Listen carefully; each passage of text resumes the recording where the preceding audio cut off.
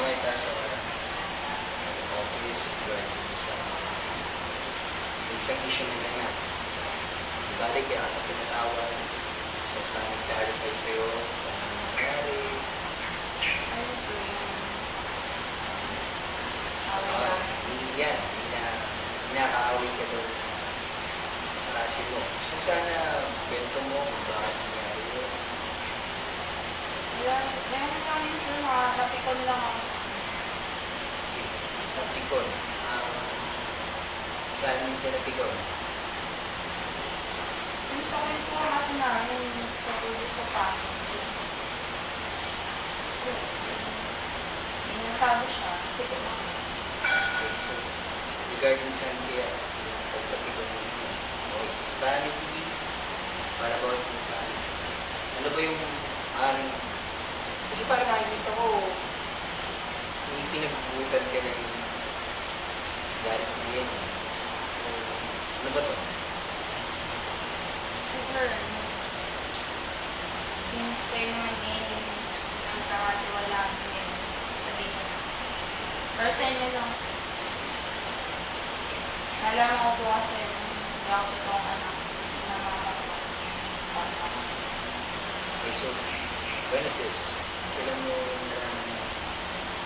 Lately lang, ito lang. Kaya, lately, nagre-rebel ko. So, bakit ka nag-rebel kayo? Sir, feeling ko, niloko ko yung laki. Niloko? In what way kaya mo naramdaman yung niloko? Hindi nila sinabi. Sa iba ko pa nalaman. So, ano naramdaman? Grabe, syempre. Hindi ko nga sila matanong. Kasi, hindi ko na lang sila kinakausap. Kasi galit ako sa amin. So, maaari ko ba itanong kung may instances pa bang nangyari na nasabi mo nagre-rebelde ka? So, okay yun. Hindi ako pumapasok dito sila. Tapos, confusion ko, nastos ko. Hindi nila alam. Ano yung nila? I mean, hindi naman sa, I'm sure your other private life, pero hindi ka naman, you're not using any drug substance. Ano lang sa hindi pa. Smoking. Talaga may bala ka. Talagang sagad na, sir. Nag-try ko. Pero, I mean, ano ba? Ano bang nararamdaman mo? Bakit mo kaya naisip mo ito yung magre-rebelde? I mean, tinan mo. Ang arangyan ng buhay mo kumpara sa ibang tao dyan. Yung pasalamat ka ba na yung bata dyan, wala silang mga magulang. Ikaw, ang nangyari ng buhay mo, you have everything. I mean, your parents provide all of your needs.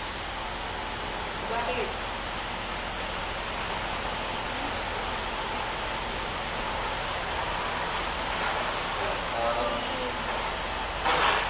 Ano ba kasing, okay, let's see, okay, makapag-rebelde ka. Pero ano sa palagay mo, makikita mo, kahihinat na ng iyong pag-rebelde? Para, ano, mapansin ka na. Hindi ka ba nila pinapansin niya? Balita ako. Pumapasok ka sa institusyon ito, alam mo namang prestiyoso ito, pero still, bakit mo nag-aating na ikaw ay nagre-rebelde pa?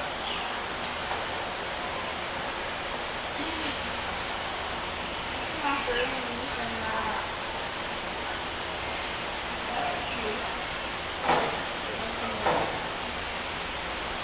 nainis ako, galit ako sa kanila. So, feeling mo, naloko ka, kaya bumabawi ka gamit mo magliloko. So, Andy, gusto ko sana ma-realize mo na you're living your life now. not tell you na I've been there. Kasi, pero may time na nagrebelde ako. Pero nakita ko na walang kahinatnan kung nagrebelde ako. Napaka mahalaga na oras natin. So, hopefully, naisip mo na sasabihin ko bilang tigil mo muna yung pag-rebelde mo kasi wala talagang kainat na yung maganda yan. So, papasalamat ako kasi inopen ako sa akin and gusto ko sana mag-set another schedule with you. Follow kita regarding this matter. Okay? So, please stop whatever you're doing na hindi maganda. Okay? Andy, gusto kong maka-assure sa iyo, makakasahan ko ba ito? Alis na lang may konting pagbabago. Subukan ko sa iyo. Okay natin. I'll see you next week, okay? We'll be here at same place, same time, okay? Thank you.